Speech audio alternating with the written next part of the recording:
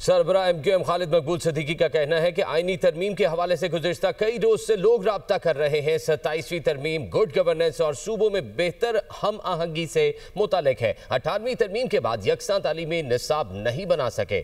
تعلیم قومی مسئلہ ہے، اس پر اتفاق رائے ضروری ہے۔ اسلام آباد میں پارلیمنٹ ہاؤس کے باہر میڈیا سے گفتگو کر رہے تھے۔ آئینی ترمیم پاکستان میں گڈ گورننس، دفاع اور صوبوں کے درمیان بہتر ہم آہنگی کے لیے لائی جا رہی ہے۔ اس کے مزید تقاضے کیا ہوں گے وہ آپ پوچھ سکتے ہیں وزیر قانون سے۔ 18ویں ترمیم کے ذریعے تعلیم کو جو ڈیوالو کیا گیا تھا اس کے نتائج الٹ نظر آ رہے ہیں۔ نہ یکساں ہم نصاب بنا سکیں، نہ طریقہ تعلیم بنا سکیں، نہ نظام تعلیم یکساں ہے۔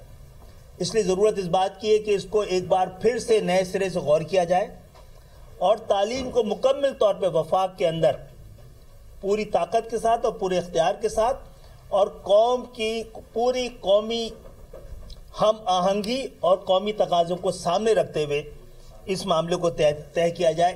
آئین کا جو تقاضا ہے ایک ایسی بلدیاتی حکومت جو انتظامی طور پر، مالی طور پر اور سیاسی طور پر مکمل طور پر خود مختار ہو۔ یہ تھرڈ ٹیئر آف گورنمنٹ کو ایک حکومت قرار دیا جائے۔